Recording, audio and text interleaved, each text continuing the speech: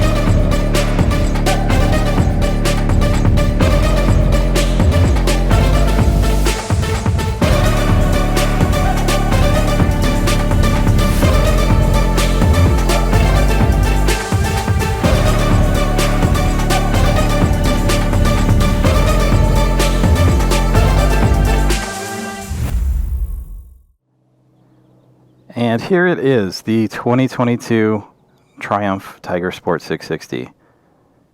Really happy to have this one in my garage. This has to be the coolest looking bike that I have ever had, in my personal opinion.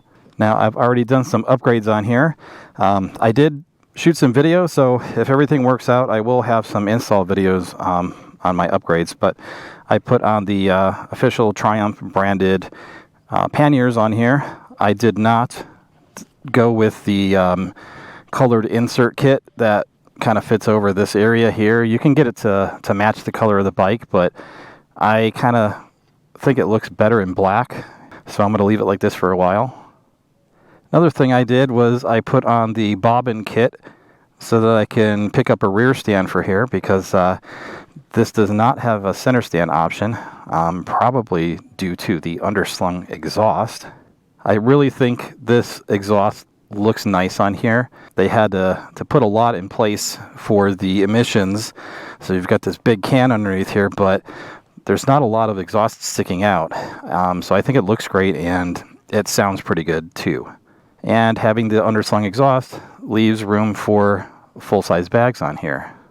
I'm just going to start this up so you can hear the exhaust.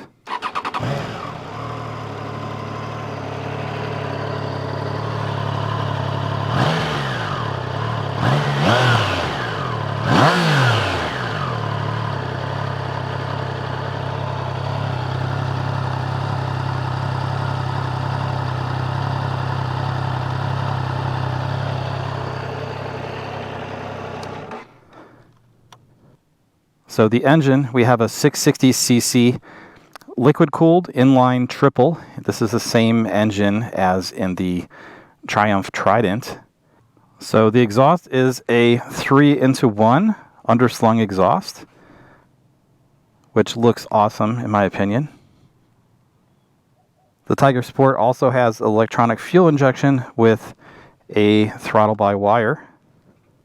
The transmission on here is a 6-speed with a slipper clutch, which is a very light pull and very easy to switch gears. You get a nice positive click, great feedback, and there's even a quick shifter, an optional quick shifter you can have installed on here. So I'm very interested in that actually. The foot pegs on here are just bare metal. There's no rubber inserts or vibration dampening of any kind. So we've got a tubular steel frame here. The wheels are 17-inch cast aluminum. The tires on here are Michelin Road 5s, which in my brief experience on this bike have been very good and also very well rated. We've got Showa upside down 41mm separate function forks. The suspension travel is about 150 millimeters or around 5.9 inches. That goes for the front and the back. Dual Nissin 2-pot calipers on 310 millimeter dual discs. ABS is standard on this bike. And on the rear here, we have one 255 millimeter disc with a Nissin single pot caliper.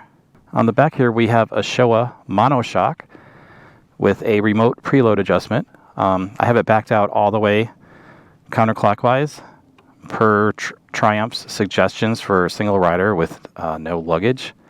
I don't have any luggage in the cases right now, so I have this backed out. If these were full, then I could adjust it accordingly. So I want to cover the controls on here. So on the left side here, we have the high beam or pass button. So these 4 buttons are your menu navigations and your select button.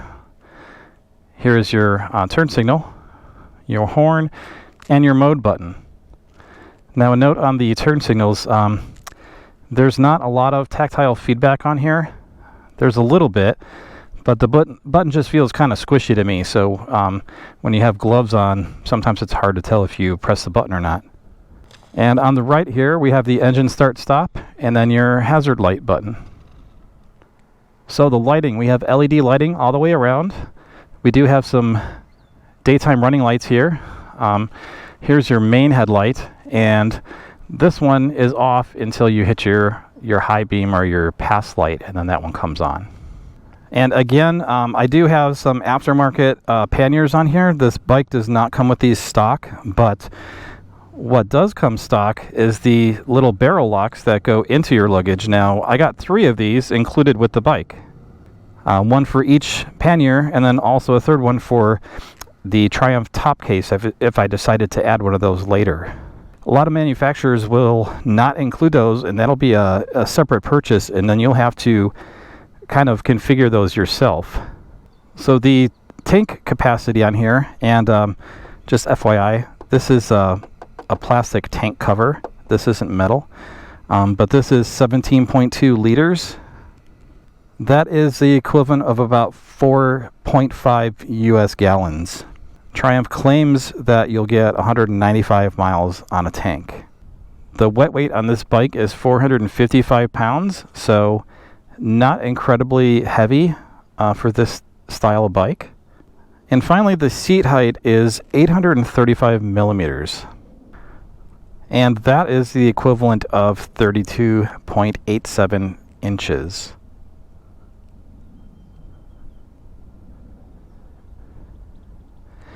So as a 6-foot tall person with a 32-inch inseam, I can flat foot the bike. I don't have very much bend in the knee, and if it wasn't for the slight compression of the rear shock when I sit down on it, I wouldn't be able to flat foot completely. So it does kind of spring down a little bit when I sit on it, allowing me to touch the ground a little bit better. So you might have noticed while covering the controls over here that there is no cruise control button. Having electronic throttle on here would lead me to believe that it would be possible to do an add-on cruise control module on here, but that is not currently an option. So it's kind of a shame. I always like to mention that, even though it's not a deal breaker. I knew about it before I bought the bike, but it would have been a nice to have. So since we're talking about the throttle control, I did notice a slight lag in the throttle, kind of in the low throttle positions on this bike. It's not really a problem. It's something that I'm getting used to, but just wanted to bring it up. Now the mirrors on here, mirrors are very good. I like the look and the position of them. I did notice a little tiny bit of vibration when I was out on the freeway. I was getting just a little bit of vibration, and I could still see everything just fine through there. It just wasn't a real sharp image. That could just be my particular bike, but I definitely wanted to mention it. Again, I really don't think it's a problem, just something to be aware of. So the suspension on this bike is very good. It's on the sporty side, so the suspension doesn't seem like it has as much give as some other bikes, but I think that actually helps with the the cornering and just the feel of the bike on the road. So I would prefer to have a little bit tighter suspension like this to get that sportier feel. I never really felt any jarring to the wrists or anything like through the bars. All in all, it's very comfortable.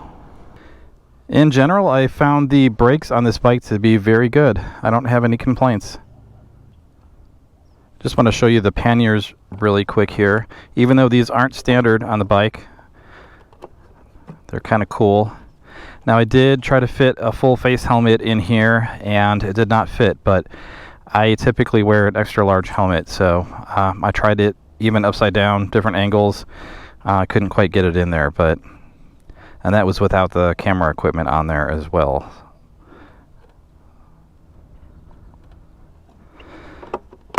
But they seem like they're pretty good quality for the price. I have nicked them up a little bit, swinging my foot over or trying to park it into my garage. But they're meant to be used, right?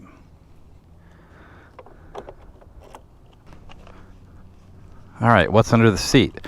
Well, if you push this in,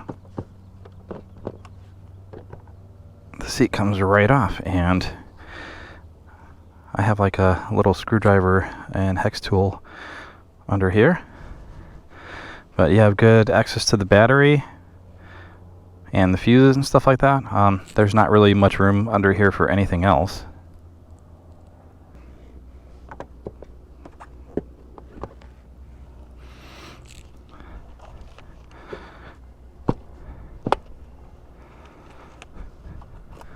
So to cover the dash briefly, we've got an LCD on the top and a color TFT on the bottom here. You've got your tach on the top and your gas gauge. Let me turn that on so it gets a reading. So I've got about half a tank right now. And you've got your speedometer here. Down here right now I have the time, date, and the gear indicator position selected, but I can change that. Now here's your instrument selection buttons here. So that's your screen brightness. That's your service interval. So right now I only have 76 miles on this bike. There is the temperature gauge. So we have trip 1. I think I have trip 2 disabled. Yeah. So I kind of prefer to have the gear selector down here as opposed to up there. Like if you change the dash, like let's put it into engine temperature right now, the gear selector goes up there, and although it's fine, you can still see it. I kind of like it, you know, the bigger version down here, which is kind of neat. Also, this is the only place in the menu that you can see the clock. So if you go with the gear selector on the top LCD portion, you're not going to ever see what time it is. Yeah, right now I'm kind of interested to see what the temperatures will look like. You do get a little bit of heat off of the radiator. It's not anything bad at this point, but you do get a little heat off this bike, and you know, that might be common for triples. This is the first triple I've ever had, but my last bike, which was the Honda NC750, I didn't have any heat issues at all. That was a very cool running bike, even in the middle of the summer out here. So we have some display options here. Here we can disable traction control if we decide to do that. I'm going to leave that on for now. So this one's interesting. For the indicators, for your turn signals, you can have automatic or manual. So when it's set to automatic, it will self-cancel your indicators. It seems to be a little bit aggressive. I'm leaving on automatic for now, but in my experience, it doesn't stay on very long. So if you put your signal on and you're waiting at a light before you make your turn, a lot of times it'll shut off before you even get up to the light. This bike has only 2 rider modes. It has road and rain mode, and I have tested them out. You can definitely tell a difference between rain and road. The road seems like it's a little bit snappier, you know, throttle response. If I get into a rainy situation, I will definitely put on rain mode. That's about all the options I have on this dash right now. I would have more if I had the optional Triumph Bluetooth connectivity module that allows you to do like turn-by-turn navigation on the bottom TFT section if connected with a Triumph app for your phone. But I'm not really convinced on that Bluetooth module right now. I think I'm going to hold off for a little bit. So the adjustable windscreen. I've had mixed results on here. Don't get me wrong. I prefer an adjustable windscreen. When I'm riding on the street, I prefer just to leave this in the full upward position. It keeps a lot of wind off of my shoulders, and most of my helmet, the air that does end up hitting my helmet is pretty smooth. But I took a ride yesterday, had a lot of cross winds coming in, so the trip up there with the screen all the way up was very comfortable. I didn't have any buffeting, but on the way back I had a ton of buffeting at the same level, so it all depends on the way that the wind's going, I guess. So in a case like that, I ended up dropping the windscreen down a couple clicks, and then it was fine. Now I had more wind to the helmet, but it wasn't I wasn't getting any buffeting at that point. So your mileage may vary. I'm 6 feet tall, so that has a lot to do with it as well. All in all, I do enjoy the adjustable windscreen, and I don't plan on getting any aftermarket like visor extensions or anything at this point. While we're still stopped, I wanted to just show you that this windscreen can make a little bit of a rattling when you're riding at higher speeds, and also the plastics down here are kind of rattly. When I have that cover off at some point, I will check it out, but it's kind of rattly.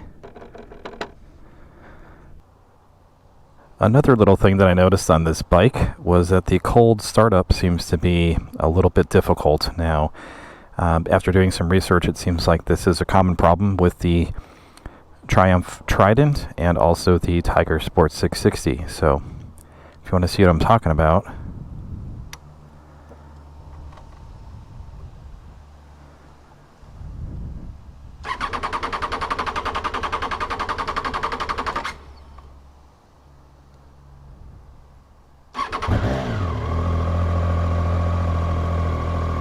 it's not a problem, but it's just something that they don't really tell you about when you go and take it for a test ride. Usually they'll crank it up before you get to it, so you never notice that problem until you get it home.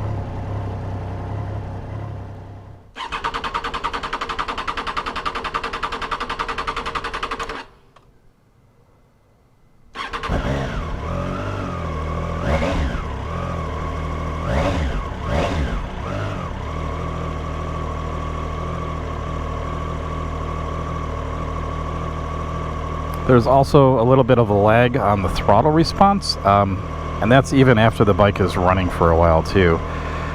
Now, as far as the cold startup with it not turning over right away, I've tried a bunch of different things on here. I've tried, letting the fuel pump prime and let it sit for a while before trying to crank it up, and I still have the same results on cold startup. The engine on this bike, in my experience, is very nice. Like the responsiveness of this, the quality of the transmission, the clutch has a really light pull on it, so it's very easy to switch gears. It does have a slipper clutch, and this is the first bike that I've had that I know of that has a slipper clutch on it, so it's been very easy and very fun to ride.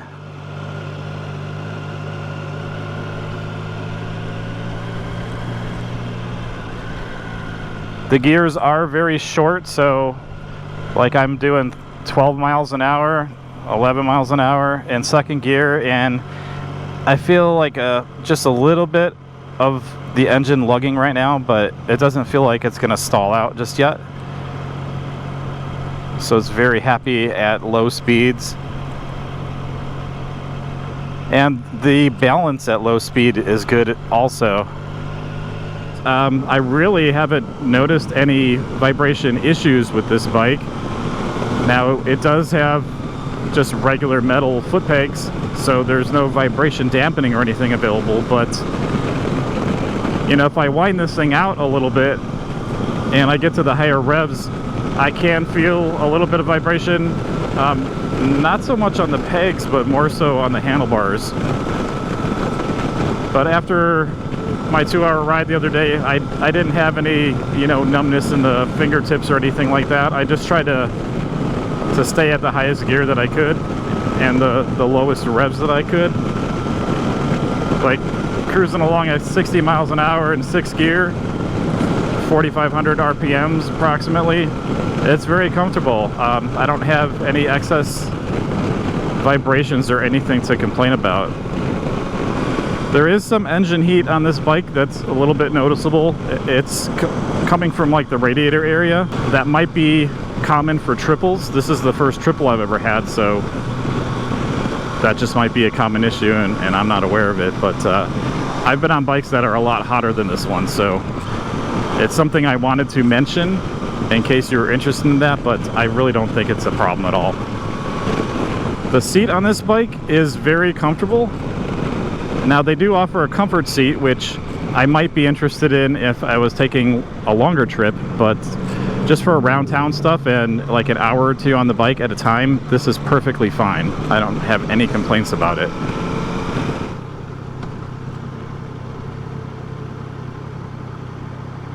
Overall, the riding experience on here has been great. I love this bike. Really happy that I bought it.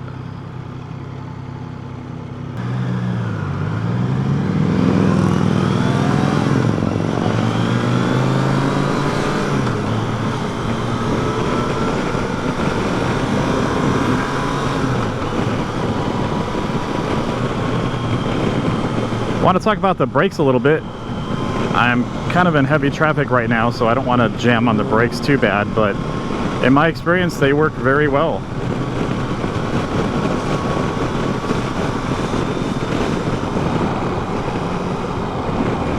Yeah, even the rear brake on here works very well. You do get quite a bit of fork dive from the front brakes, but that's kind of to be expected with the suspension on here.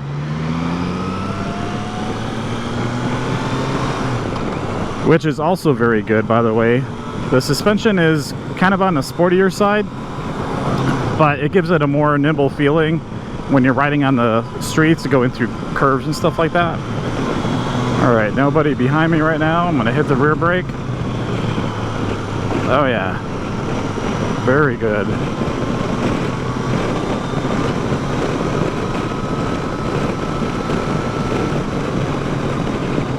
Front brake, yeah, definitely get a lot of fork dive. The brakes are very solid without being too bitey, so it's a real good progressive feeling on the brakes.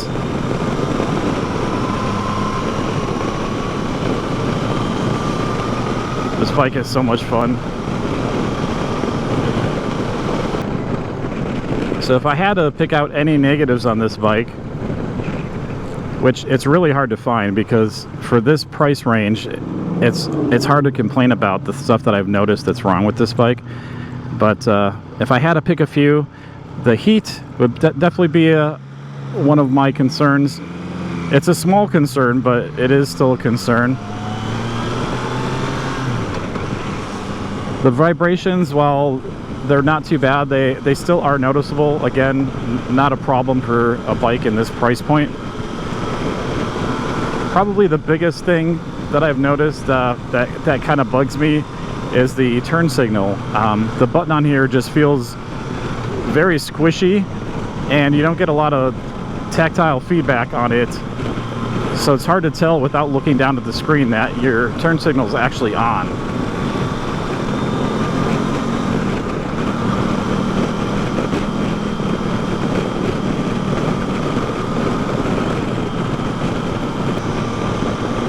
Well, that's about all I have for you today, guys.